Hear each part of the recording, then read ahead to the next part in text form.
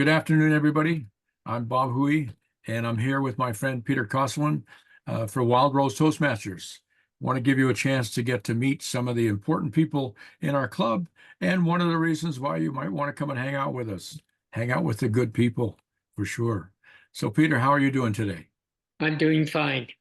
No Good. complaints. And if Hey, I had complaints, nobody would listen. So, it's funny how so that goes, isn't it? Now, a lot of people know who you are already, Peter, but some people don't. Uh, Tell everybody how long you've been in Toastmasters. I have been a Toastmaster for 54 and a half years.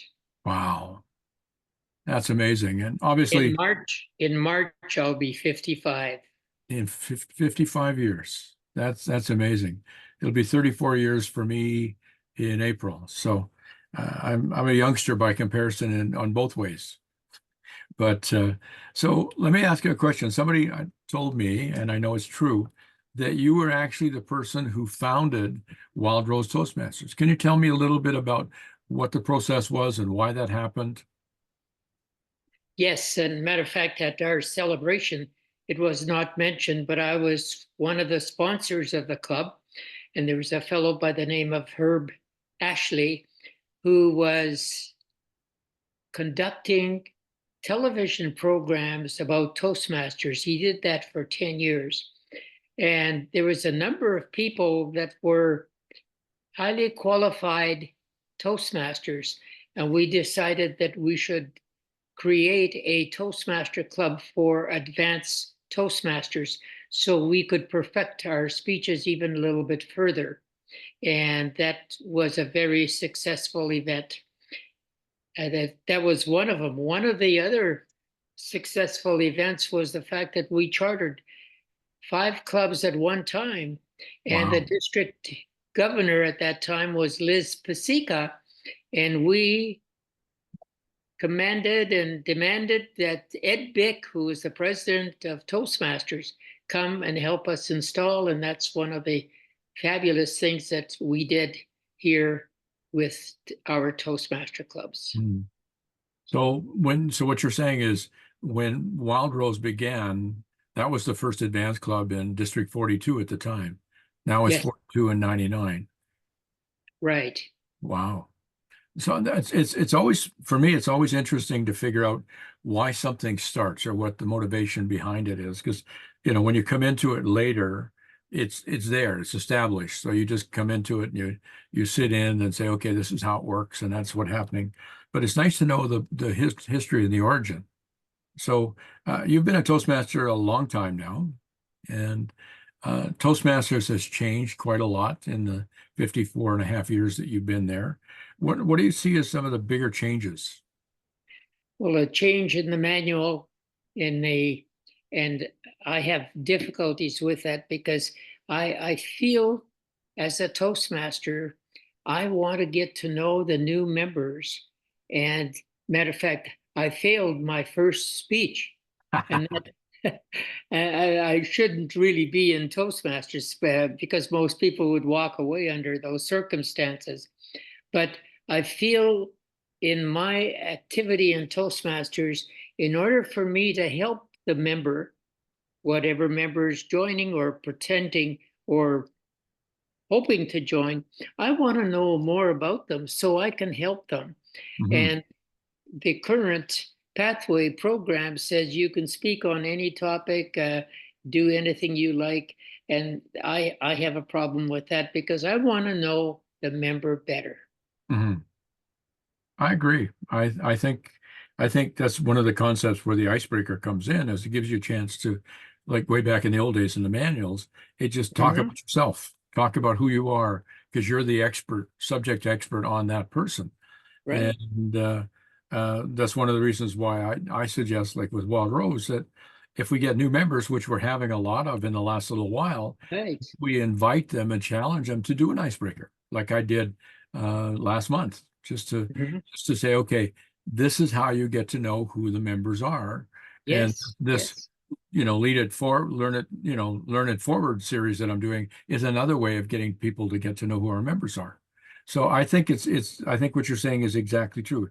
If we know who you are, we know what you want, then we can help you. I remember my first year in Toastmasters, the president of the club actually sat me down and said, Bob, what do you want out of Toastmasters? And I told her I wanted to be a professional speaker and travel the world. And to her credit, she didn't laugh at me. She said, Bob, I think we can help you with that. And she did, and they did. And here I am all these years later. So I think that's one thing that hopefully we'll be focusing on this year in Wildrose, and we can credit some of that back to your motivation as well, to say we need to know who our members are, know what they want to do, and then we know how to help them set up a pathway to get there. And the pathways are great if you know where you want to go. But if Mhm. you don't know where you go, it's not like, well, any path will get you there. No, it helps when you know where you want to go. Then we can direct you accordingly. So uh, in the time that you've been involved in Wild Rose, what have you seen as being the more positive changes in the 40 years that you've been involved? Well, the caliber of people that are in the Wild Rose impress me because they virtually do a phenomenal job in evaluating in whatever role they have. They do a good job. And to me, that impresses me. And I think to myself, with new members, they're watching that person excel in that role. And so they upgrade their performance in an advanced Toastmaster club. Matter of fact, for your information, Bob, I'm a member of 5 clubs. I'm a member of the Dr. Smedley Advanced Club in Santa Ana, and I'm an honorary member of the Northern Lights, the oldest club, and also an honorary member of Smedley one, and then 3 other clubs locally. So I see all kinds of things happening, and Wild Rose has a high caliber in the performance sector, and I think that's what keeps me in the Wild Rose. It's funny you say that because I've heard that from a few other people. Like, well, we had Harriet come in to speak last year. She talked about the quality of evaluations. I think the danger in that is we have to tell our new Toastmasters joining Wild Rose. Now, granted, Wild Rose is an advanced club. We're drawing from people who are already Toastmasters who want to bring their speaking and evaluation and so forth to the next level. But we have to remind them that we didn't start where we are now. Like some of us have been doing this for a long time. And over the years, we've gotten better at it because we've practiced, we've had feedback, and we've practiced again. So I think we need to make sure that we remind our newer members that you're going to get good by watching what people do, but applying it for yourself, taking the feedback, and then doing a better job the next time. Well, for an example, Bob, I felt our 40th anniversary was one of the best events that I've attended in a long, long time. It was well executed, was enjoyable. I believe that the majority of the members that were there and the guests that were there, especially the new guests, I think they were impressed with the performance, and that's important. Mhm. Well, that a lot of that credit goes to Ken Tanner and Carol Blair because they essentially did Exactly. the majority of that. Anger helped a little bit, and everybody else chipped in to put the actual day together. But Ken and Carol did most of the quality Mhm. layout for the thing, and Yeah. and again, that's something that I think we've been around long enough. We've done 25-year anniversary and a 30 and a 35. I remember the 35. I think Michelle Devlin did that one. And so each time we learn something and we get better and we can, because that's a challengeable skill that you can take with you. And I Mhm. think that's the part is we're not just about talking and speaking and evaluating. We're learning skills that people can take into their roles and into their jobs and into their community. Now, in spite of, in addition to being a Toastmaster, I know that for a long time you were in the financial services industry, financial planning. How did Toastmasters help you there? Oh, phenomenal. It changed my approach to everything in that regard. That was one of the best things that I did. And It helped me listen, for one thing, because we learned how to listen. We learned how to do the presentation, ask questions, and so on. And one of the things that I find uh, that has not been too obvious in Toastmasters throughout District 99 is parliamentary procedure. Mhm. I ended up, Bob, being the chairman of the Association, American College Association Network in Washington, D.C. And I served 2 years. And I treasure the idea that we also learned some parliamentary procedure, and that allows us to act on boards. I've been admitted to a number of boards, which really help the community in that regard as well. Mhm. Well, and again, like that's what I was saying is that the skills we learn in Toastmasters have so many areas where Mm, they transfer and we can leverage them. You know, like in my own case, a lot of what I learned in Toastmasters, I use when I'm working with clients and companies and associations and leadership roles. Simply stuff I've learned along the way. You know, yes. sharing ideas with them that uh, should be just simple. And to me, they are because I learned them on a very basic level. And yet to them, it's like, oh, we never thought of that. Hmm. So, oh, there's so much we can talk about, Mr. P. You have uh, you've been like, for example, you have been the most influential and effective person in our Toastmaster history in terms of starting clubs. 172 clubs in your career so far. Right. Tell me about that. Well, to me, I never looked at any barriers that would be there. For an example, I believe I might have been one of the first members of a club to start a Toastmaster club for the inmates in a prison. Hmm. You, you know, what they learn might be of advantage to them once they're released. And I found a lot of phenomenal things I've learned. Every time I create a club, I learn something. For an example, a dear friend of mine who passed away, Bill Owen, was from Winnipeg, and he was in the Second World War. And he came to Edmonton and then bought a business uh, in the north, and he went blind, and I created a club for the blind.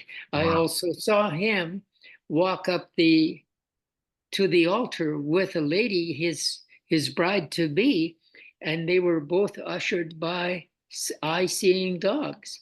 And one of the things that I've learned from Bill, which I treasure, is he would never say, "Have a good day." He would always say, "Make it a good day. It's up to us to make a good day." Okay. So in other So, words, take action. yes, absolutely. Yeah. Yeah. So let me ask you a question. Now, with all the clubs you've started, and you've started in almost every kind of association and business and government and whatever, uh, what are some of the secrets in pulling a club together? I believe, and I think that I believe that I learned something in sales, and I learned how to close a sale. Many people have ideas on how to maybe get people together, but you have to make an attempt to close the sale. And Hmm. I give you an example. Uh, Neil Wilkinson was supposed to speak at a political rally in Devon, and he couldn't do it. So he said, "Peter, would you take my spot?" So I went in, I introduced myself as the MC, and I said, "I'm a Toastmaster, and I'm willing and I'm wanting to start a Toastmaster club here." I said, after the event is over, stay behind and we'll talk. Well, there were about 18 people that stopped after this thing. And we arranged another meeting. And in one meeting, we chartered a club, which is very uncommon, but there were enough people there to create it. There were enough people there to take responsibilities in the offices that were there. And to me, that was the easiest one, but you have to ask for the sale.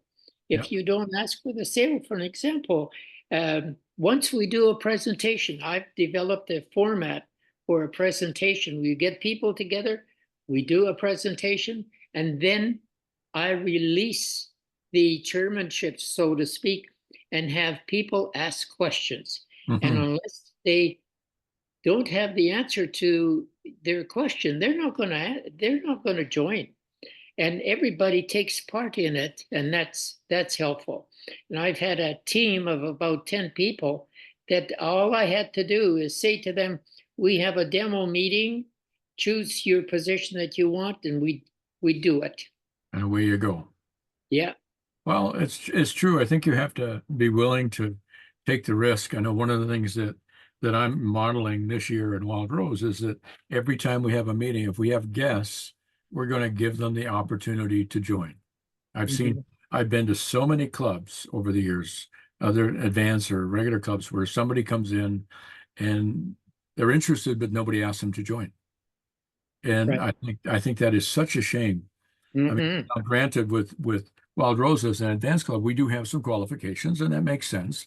But at least to give them the opportunity to say, "Hey, we'd love to talk to you further about joining our club." And look what's happening in the last 2-3 months, we've had 5 members join. Yes. We've got another one joining this month, and And who's that?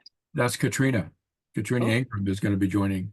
We're going to Mm. vote on her. We're going to vote on it at the meeting and install her that night. But that's the point. I think as we ask people to be involved in us and they sense the excitement of what's happening in Toastmasters, especially Wild Rose, we're gonna draw the people. Like I said at the barbecue at the potluck, I said when I joined Wild Rose, 20 well, was it 20 some years ago now? 24 years ago, I guess. We were sitting in the 30s as far as membership. I see Hmm. no reason why we can't do that again. We have quality meetings. We have great evaluations. We have good speakers. We set a good example. I think the biggest Exactly. thing is we need to invite people to come in who could potentially be members, and then just have the courtesy of saying, "We'd love to talk to you about becoming a member of our club." Hmm. So I see that our time, I was worried about this. Our time would go too quick because there's so much to talk about. But in finishing up, is there anything you'd like to say to somebody considering Wild Rose Toastmasters as maybe their next step in Toastmasters? Well, what I've witnessed, Bob, in some individuals is that the transformation that takes place from a person who has never had any Toastmaster experience goes through all kinds of areas of improvement, and they become the person that they were meant to be. And to me, that's really important, because if you will not expand, you're going to be isolated. You're not going to get promoted. I look at the fact that you know Queen Elizabeth II. I got an award from her, from the lieutenant governor, and why it's because of my experience sharing things with people that are non-Toastmasters. And Mhm. we need to impress upon these people how important it is for them to become their potential. And Toastmasters does just that. It helps you to become who you really should be. All right. Well, thank you very much. My guest has been Peter Kossowan, founding member of Wild Rose. And Peter and I look forward to having you come visit us and maybe join us. Talk to you next time. Well, thank you very much, Bob.